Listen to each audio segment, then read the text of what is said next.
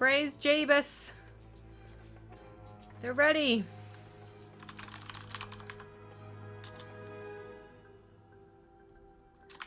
Ew.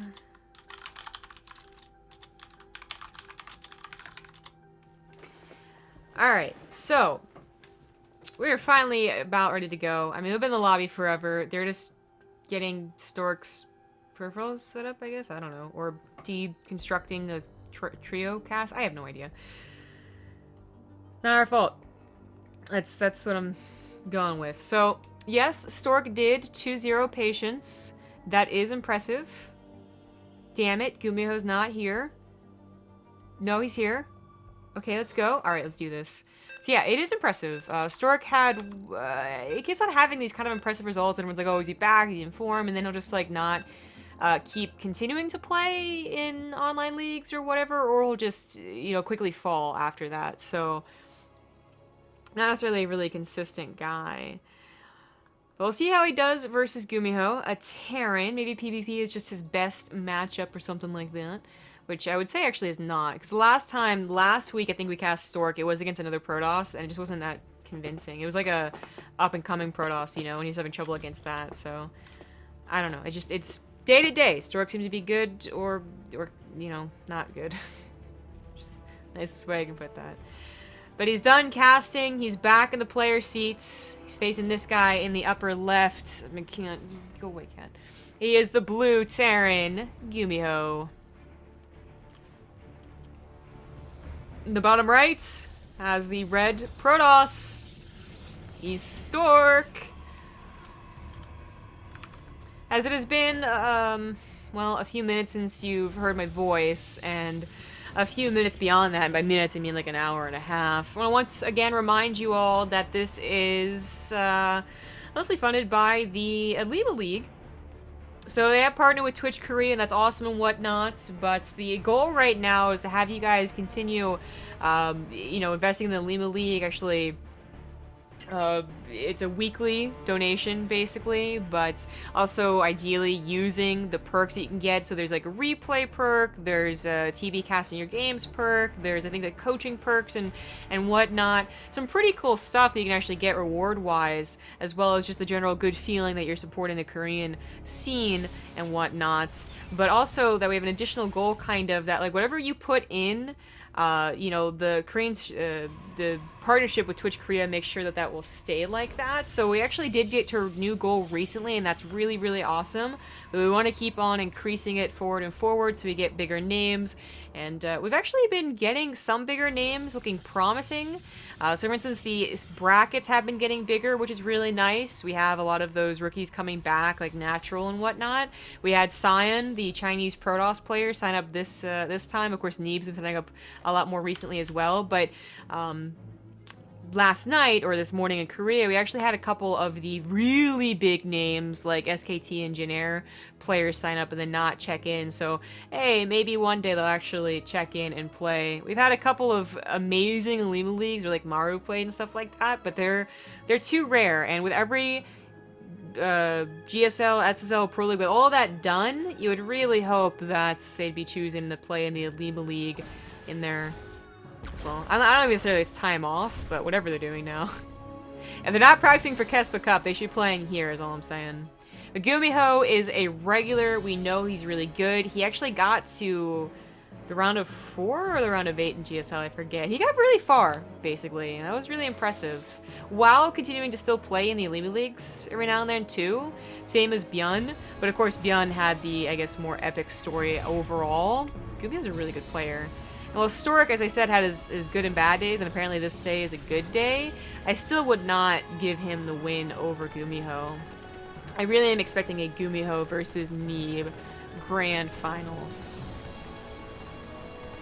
Yeah, if you're interested in the Patreon, by the way, I guess I didn't actually provide the link. Patreon.com/Olimoleague is where you gotta go if you're interested in learning more about that. I had one more point I forgot that I was gonna go with, but I'm sure it was a good one, whatever it was. Apotheosis is a default map. No one actually chose this. It's not really too big of a deal either way in this matchup, TvP. I would say, I guess, the Terrans would be a little miffed that their drops don't get a take immense as quickly, and there's not going to be that powerful of a rally, unlike Frozen Temple, the last map we saw on a TvP.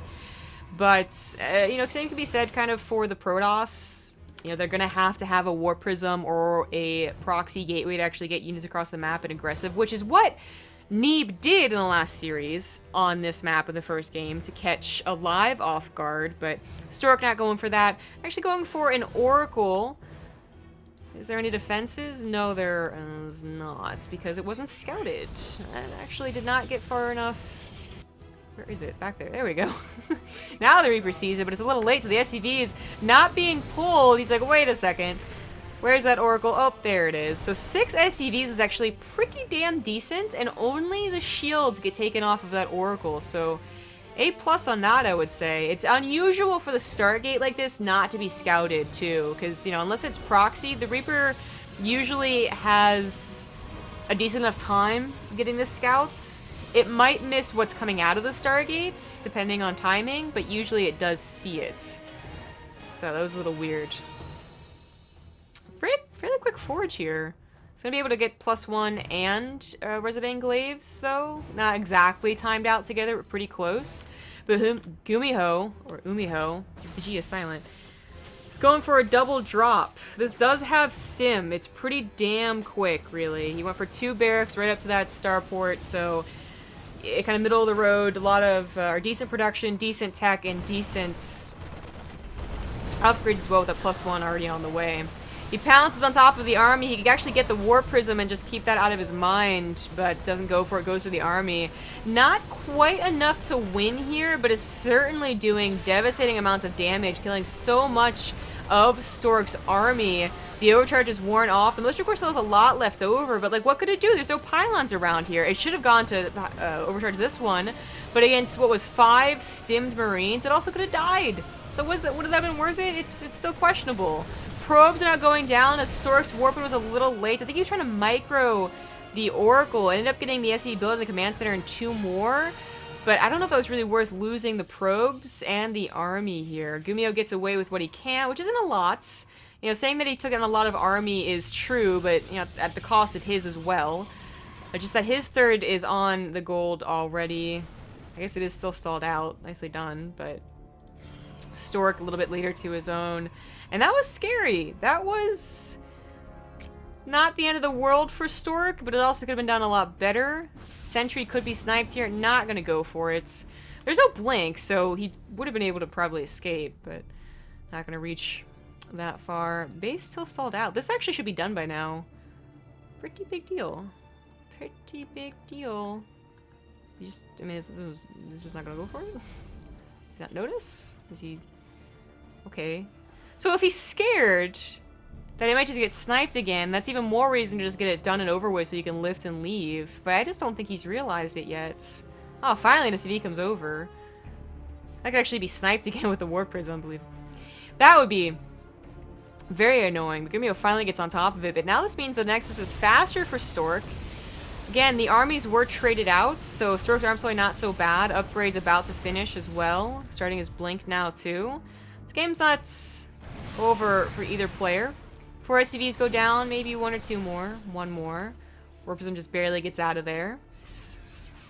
GuMiho does have a follow-up here, and he's actually going to try and chase the Warp Prism, which is not a bad idea. Again, if you can just kind of get rid of that and not have to worry about it, it's, one, a lot off of your mind, because that'd just be like a mental thing more than anything else, but it's also making sure that that potential, okay, I'm going to push out an Apotheos is a very long map that I can't get back to my home base fast enough with. Oh shit, there's an Adept warping in my main base, I'm dead. It gets rid of that potential, which actually happens still far too often for as used to Adepts as Terrans should be by now. So I think it's totally worth chasing that down. Doesn't continue on after that, because of course Stork knows where his drop would be coming in anyway, and actually, speaking of scouting, he has some pretty decent coverage around the map. An Adept over here, Observer, Observer, Observer. Really nicely done. So you should be seeing drops at least to prepare against them with a Militia Corps. Decent SimCity too. Oh, kind of pretty. Stork, of course, a Brood War player, for those of you who don't know. He is the team player captain, I believe is his official title, I want to say, for Samsung Galaxy, well, as far as I know, still. And he, you know, like any good Brood War Protoss, he would have good SimCity, because otherwise your Dragoons get all stuck and weirded out and shit, so. Not surprised, just I really appreciate it, because I like good SimCity. An attack coming in here from Stork's a little bit dangerous. You know, pushing out like this is always going to be dangerous for the aggressor. You know, you want to be on the defensive to a certain point, but the defender's advantage is definitely a real thing.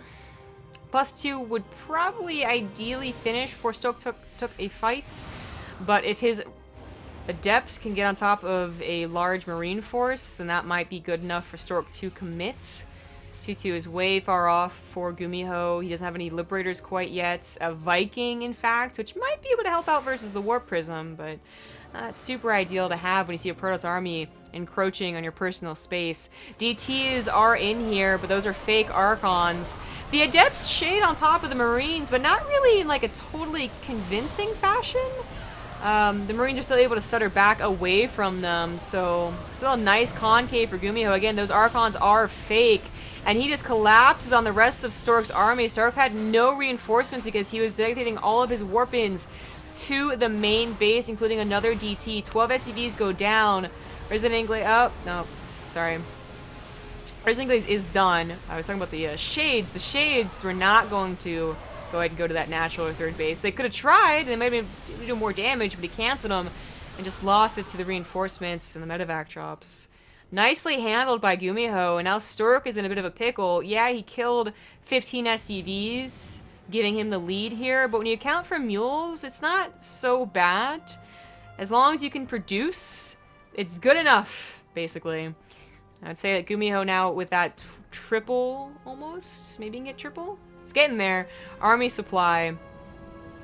He is looking for revenge, those SCVs. Scanning every which way, of course, he has to deal with not only observers, but also now with the DTs. His upgrades finish up of 2-1-1. Unfortunately, not able to really use the attack on the ship weapons. Oh no, he has a Liberator. One Liberator. And the Viking, I suppose. He's going to be able to use that upgrade. Great. Good use. Stork still doesn't have a great army supply, but at least it's not close to triple. It is almost close to double, though. I think GuMiho's got this. The DTs, the Adepts, whatever's over here is trying to do their best to bring GuMiho back, but it's not working. It's not going to happen. Mostly Marauders left over, but not really any Stalkers take care of that one last Liberator. And this is almost game. Just about. One emergency DT, gonna try and get a freebie here. Nope, scan goes down. The Adepts are finally cleared out here.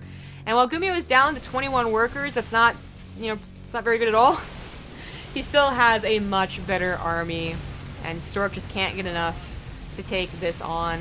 If he didn't attack piece by piece, maybe if he had just given up the third base, he would have been able to push this back, and we would see a very different game, but one that I would still say was not in Stork's favor. If he lost the gold base, he doesn't have a fourth he can go on to, and GuMiho would still have 3 mules at a time. GG, GuMiho takes game number 1, but it was not an easy game. Stork put up a very good fight defensively. You could see the idea in his attack as well. Like, it wasn't like, oh my god, why the hell would you ever do that? But just the execution, maybe not as good as it should have been. Now, again, the Adepts, they're still kind of in front of the Marines. The Marines could kind of kite back at the concave. The Warp Prism might have been better off providing reinforcements. A line of Adepts in front of the leftover army, you know, the 2 Immortals, the 1 Archon, whatever. It's actually a lot to consider. Instead, they went for the SCVs. Things could be different. The next map is going to be Frost. Looks like Stork made it. So there's no mods. It's bad. Oh, well. But Frost, interesting choice for the Protoss here. Like, Apotheosis, I wouldn't say, you know, you could really blame any of that game on the map there. Frost, I would say the same thing. Yeah, it's not... It might just be a map that is comfortable for Stork. I wouldn't say it's terrible for Protoss. I wouldn't say it's really great for Protoss. Third bases is relatively easy to take, I suppose, but still a lot of drop opportunities for the Terran, and of course, a lot of it has to do with what spawn positions you get. Let's do the intros where we talk more about that. In the bottom right on Frost, now down 1 in this best of 3. It is the red Protoss Stork. The zoom didn't work. Stork! Sorry, I pressed the button. In the bottom left as the blue Terran, he is GuMiho.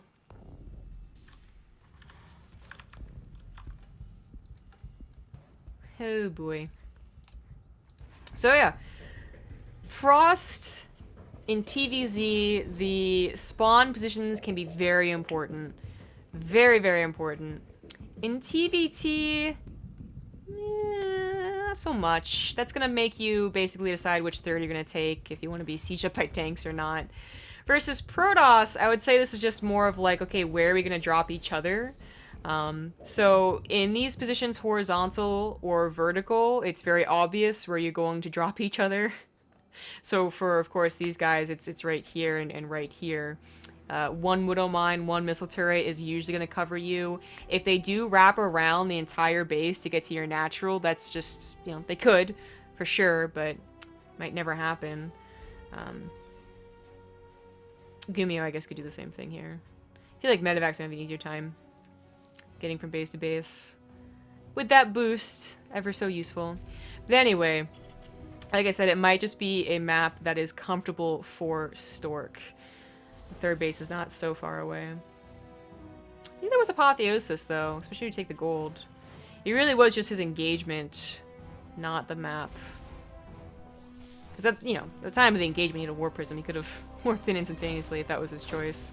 But a probe gets in here to get a scout. It is going to be a different build, right? It's actually getting a little difficult to remember things. Huh.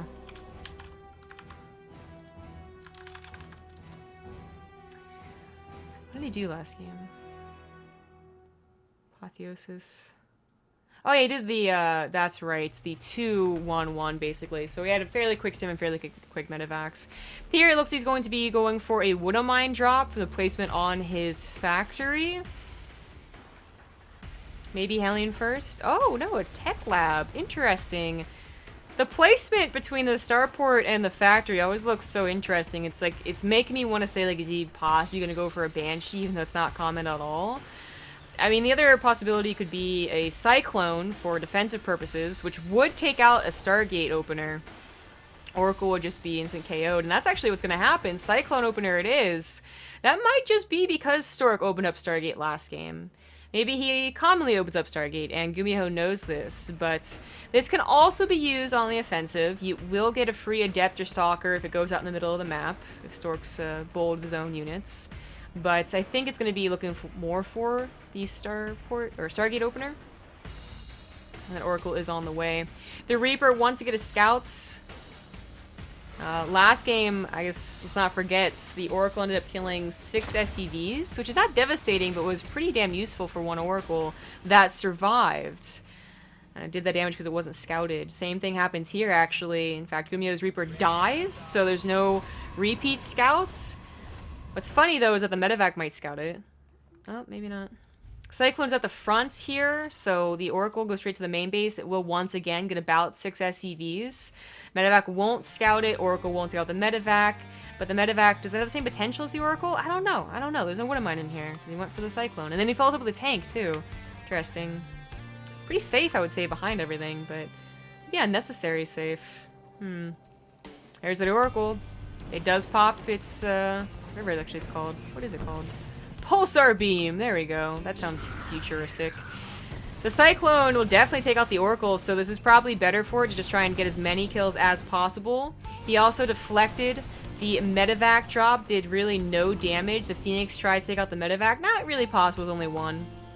Or even 2, but it tried. 9 SCVs went down. Stork's Oracle is even more effective than last game, although it did end up dying. I would say that was pretty worth.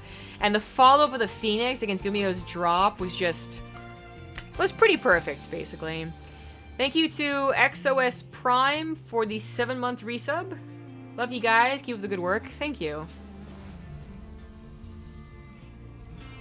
Ugh. Starting to feel the hour. He's continuing to build phoenixes. Maybe just go up to 5 and get that little bit of air control. That will definitely put GuMiho off from continuing drops.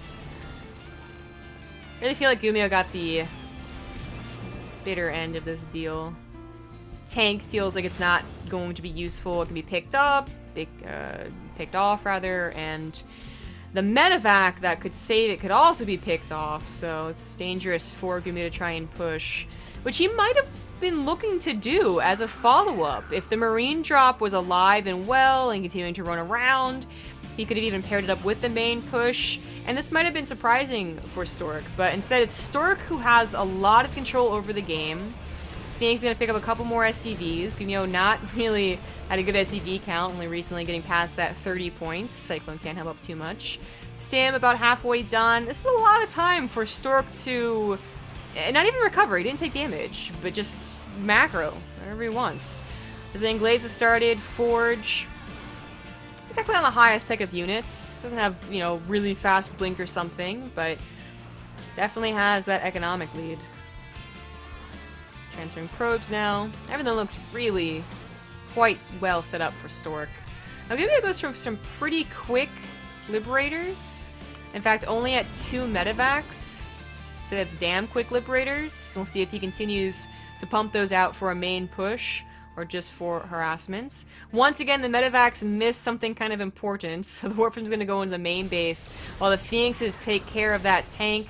Not quite the Cyclone. He cancels and gets out of there. But either side was going to be a distraction. Unfortunately, this Warp Prism ends up being a bit of a waste. Or the Warp In, rather. The Warp Prism itself might just survive. Nah, I don't know. Fortunately, Liberator is not too great at killing single targets, but they can chase down the Warp Prism, so that's what they're going to do. They take it out. Big drop in the main, though. It probably killed a lot of workers? No, maybe not. Maybe it pulled instantly. Killed a couple of pylons, though. In fact, maybe 1 or 2 Artosis pylons. Is eventually going to get cleaned up, though. Phoenix is making sure the medevacs can't get away. And how much damage did he deal with this? Yeah, it was just the case of the probes being instantly pulled. Really nice reaction from Stork. That's pretty devastating, in fact. He just lost all of the army. Scanna expecting the 3rd base. Yep, he wants to be like, okay, how far behind am I? And the question is, kind of far behind. As far as the pace of the game goes, he is kind of just, he's 2-basing it right now. Maybe if this push continues on, his 3rd base will get up and running, but it does have to work. He does have a bit of an army supply lead. He has an upgrade lead as well. He's going to have 1-1, in fact, over 0, and that's always something to consider. And the Liberator count did grow to 3 before he went back into medevacs. He did have to go back into medevacs because he lost it in the main base, but that's a bit of a scary army. Stork is going to move out aggressively against this. Remember, he has a couple of Phoenixes. They don't kill Liberators super quickly, but if they can dive for 1, that's really going to help. Really, really, really, really. And Stork is making sure that GuMiho does not get a nice little siege up on his army. And now, that was the time he needed. He now has that army supply lead. His economy is really starting to work into his production. And he'll even get to his upgrades. There's an Glaives. He should probably start Blink or whatever he wants, really, from that Twilight Council. Actually, a bit faster than the Templar Archives rather than a Dark Shrine. GuMiho looking for a different position, a more surprising position. I was going to say, maybe dogfight with the Phoenix a little bit so you can take care of them before your main engagement actually happens, but unable to kill any of them. Gets real low, though. But yeah, GuMiho realizes he still cannot take on the army. His 3rd base is now done, but remember, he's been on a very, well, not a super low SCV counts, as this game has gone on for, what, 9-10 minutes almost. He's been at lower than ideal for most of it. So, not so great. Always like 400, 500 income behind. I don't think that GuMiho is running out of options, but he is going to have to hope that Stork messes up versus the Liberators. And it's not completely game over yet, but Stork's economy really is starting to show in his army. Up 30 army supply. Still behind in upgrades. But GuMiho, I think he would need one of those epic, you know, missile turret here, tank over there, Liberators already sieged up kind of positions. And even then, there are now 9 Phoenixes to help take care of the Liberators. Oh, down to 7 Phoenixes to help take care of the Liberators. I do like the Archon hallucinations, by the way, especially since now there are real Archons. But it looks like they're not going to be too helpful. 4th base on the way here. A single drop would get a cancel. But a single drop would also potentially be backbreaking for GuMiho here, as he really needs everything he has to defend. Well, Stork is still behind in upgrades. Remember that. And he could accidentally send all of his Adepts into the Wood of Mines, or all of his Blink Stalkers. Oh, in fact, he has no Blink Stalkers onto the Wood of Mines. Point is, if he can't deal with the Liberators, and they get too many shots off, that could really turn the tides of battle. It's what Stork didn't want to have happen right there. All the Wood of Mines going on his Phoenixes. They're not killing the Liberators fast enough, but just barely Stork's army's going to win out. The last few Immortals are really chucking away at the last Marauders, and unfortunately the Liberators, they're going to have to re-siege, reposition to take care of the rest of the army, but that was closer than it was supposed to be, I feel. If the Liberators were a little more spread out, Liberation Zone-wise, I think they take out the rest of the Adepts, and GuMiho's in this game for real. Warp Prism gets actually taken out by the Wood of Mines, because there's no Observer here. Epic Wood of Mines, thank you very much. The Adepts are getting taken out as well, and GuMiho, yeah, he lost some more SCVs, but he now has an army supply lead. He could try and counterattack and hope for the best right now, while he still has enough Liberators to do so before Stork can get more Phoenixes, before he can get Blink Stalkers, which it just looks like he's not going to go for at all. He was hoping the Phoenixes would be enough, but they weren't, and that is going to complicate matters. Especially going for Storm, and better upgrades too. His economy certainly can afford a lot of things here, but he just needs a bit of time to get that army supply back up. But if GuMiho doesn't push, he could give Stork that time. Hopes he's not. You know, GuMiho's not had any scouting for the last, what, 4 or 5 minutes since really the second medevac job. That's what happened in the main base. So he doesn't know about the 4th base. He could probably guess as he takes a breath and thinks about things. But, again, too scared to do anything about it. Too scared to load up one medevac to go for it. And at this point, you know, maybe you're already thinking there's a militia corps over there defending it. But he's missing his time to push out. He doesn't want to scan to see what the army looks like either. Because, you know, he's like in a super great economy. He's going to have to lift his main soon. Oh, he has so many units in the main. I hope he knows that. Maybe expecting a Warp Prism? There's actually been a couple of games that I've certainly played where I didn't counter because I thought the army engagement was more one-sided, and they'll be like, oh shit, I was producing the entire time. I hope that didn't happen to GuMiho. He scans ahead because he wanted to do this Doom Drop, and this Doom Drop's going to be accompanied by Liberators. It gets into position, and it's actually almost, not game over, but like production over, basically. That could have been a really, really good move, but kudos to Stork to realize something like that was happening. I think he still saw the tail end of something or another, even though Observer wasn't right over the army. And now GuMiho's out of position to take care of these Adepts. GuMiho's still keeping an army supply lead, but of course falling behind on upgrades now. Stork. I feel that Stork might still be making a mistake by not advancing his tech, though. Again, Storm's really going to help out versus the ground, but can it take care of the Liberators enough? Observer's finally here to take care of the Wood of Mines. Here comes the Archons. Stalkers are here as well, but they still don't have Blink. Just cleaning up a lot of Wood of Mines. It's really unfortunate he lost those, by the way. I think he was at like, damn, he must have been at like 8 Wood of Mines. It's kind of impressive. Usually they all die before that. But now down to the 6. That's still an impressive amount. That and complete load up of the units, though. Whew, that is dangerous. But Stork realizes he can't necessarily deal with the Liberators. I just keep on checking to see if he has Blink, and he still doesn't. So he backs off, decides to defend. Storm drops, which is quite amusing to see. But these medevacs, they unload. The Liberators still aren't here to help cover them, and that might not be enough unless the Liberators are here. Boats and overcharges on every single pylon. That militia corps is pretty full up on energy. Liberators finally come through. They can switch up on the army, but can they leapfrog forward enough to help out? What's he gonna get here? A couple of gateways? Maybe a single forge? He has to very carefully decide how to continue this engagement. He's kind of just hoping his Liberators cover his ass. Wood Mines might be a complete surprise. Do we have an observer on the front lines? We have 2 observers, but are they actually with the army? Oh my god, are they with the army? Oh dear.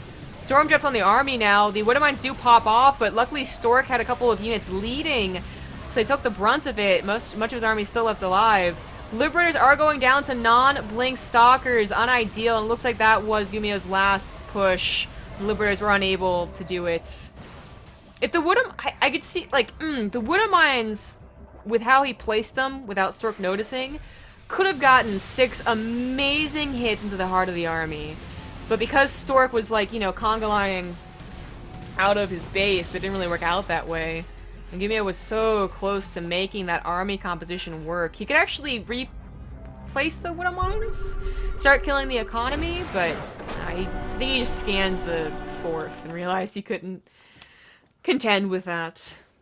GG, that's going to take us to game number 3, now on GuMiho's map choice. Before that, gonna go to a quick commercial break. Thanks for watching, everyone. I'll get back soon. Welcome back to game number 3 in the second semifinals of this Olimoleague Weekly. In the bottom right on King Sejong Station, his map choice, it's the blue Terran, GuMiho. The top left as the red Protoss, he is Stork. Thank you to Fearless AFX for the 2-month resub, by the way. I don't know when that happened. Sometime. Amazing. Pretty tiring game for me. Probably for the players a little bit too. That was actually just a long, drawn-out game for GuMiho, where I think he always knew he was behind. Was just hoping for X or Y. Not necessarily miracle, but mistake from Stork, which Stork almost made. So in that way, I would say it was tiring, not only for me, but also for Stork, who didn't want to throw away his lead doing, you know, the wrong thing. And that wrong thing could have been over-defending, you know, letting your opponent get back because they are given time. And he didn't want to throw it away by, you know, being over-aggressive either, but that is one of the ways he almost did, by running into those Liberators. And again, if GuMiho had them in, I think, in a better position, covering everything, I think he would have actually lost the game, because he was at like 20, 30 army supply for a long time after that fight. Imagine if he's at 10 or 15. Then, of course, imagine if GuMiho just instantly counterattacked, you know. A lot of things have been different. GuMiho's going for an interesting build here, though. Factory, then command center. Kind of an old school way to used to do things back when you thought Protoss Orc was really overpowered in Heart of the Swarm, but occasionally seen from the likes of GuMiho, specifically. Really like that Stork scouted, excuse me, like he did, by the way, because yes, GuMiho will definitely proxy factories and even, of course, barracks for Reapers. If he was doing his GuMiho build that he did against Neve, it would have been over here, and that's not scouted, but what's funny is that had it been a proxy versus proxy, we've actually seen something like this in the GSL finals, but it's not, so I won't analyze that. It's proxy Stargate. Stork lays Stargates, apparently. And they're both scouting each other so damn much. SCV, or a Hellion, sorry, from GuMiho, checking, I guess, for probe or pylon or something, and then going into the natural base. Gonna get 1 or 2 probes. There's no pylon over here, so yeah, a little complicated. Stork's Adepts just got in and saw the timing on the command center, so knows that it was a factory before that. And that's some very useful information. You're gonna want to anticipate probably a Wood Mine drop. And it is, we know it is, but there's a couple of different options, I suppose. Hellion doesn't get too much done. 3 kills is worth the Hellion, though. And then a very lame ending to it. The Adept gets it, whatever. But the Oracle is on its way, and GuMiho, I don't think he knows. Oh, but it doesn't matter. Every good Terran will, I think, place their Widow Mine in their mineral line unless they're 100% certain it's not a Stargate.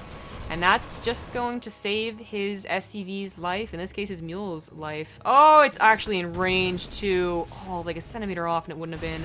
The drop commences here, but there were already Adepts, so not so much done. Now up to 4 kills, so they got 1 probe kill. Math? Yeah, math. The second drop's going to hit. Electrical only has 1 more overcharge, and if it just flies past that overcharge, she can't help that much. This drop's going to be kind of like tricky and clever and okay, try and get the pylon, whatever, but second Oracle has been built. Stork wants 1 at least to go around floating around living, even if it's not doing a lot of damage. Please don't go into the same Widow Mine. For the love of God, he does not. And this drop, this is what I imagine. Either he ran past the overcharge, or Stork didn't even overcharge, and he just ran into the middle where there was no pylon. And funnily enough, you know, GuMiho's first drop killing the pylon meant there's literally no pylon over here. Not just misplacement from Stork, but a good snipe for future drops. A good plan of attack for GuMiho. Trying to get on top of this mothership, though. Not gonna get it. This one of mine gets a probe kill. Could come back for round 2, however. It's always pretty scary stuff. Looks like the Oracle did in fact die because the Widow Mine repositioned itself. Feels bad. That proxy Stargate did not work out. And Stork is still... There's still a lot of potential for GuMiho to do more probe damage too, which is what I'm especially worried about. I think that Stork's proxy Stargate not working out like that does put him in a bad position, but it could get a lot worse too. He's down in army supply, he's only ahead 6 workers, which I don't think is ideal. That third base doesn't look like it's going to be coming down soon. Especially if he's going to continue being poked and prodded. Liberator denies mining here. This push gonna go through the back rocks, perhaps? They would have to break the rocks. There's no tank here to abuse the cliff. Well, I guess you just lift up. We'll see what his plan is. Liberator can't be dealt with, actually. There's no pylon back there. That is a problem. Stalkers will try and take care of it, but now he knows where the stalkers are. He could try and lift. Oh, there was a tank built. My bad. Still, 1 tank, yeah, you still want to lift your Marines up there and get some real damage done. This would kill a couple of probes at best.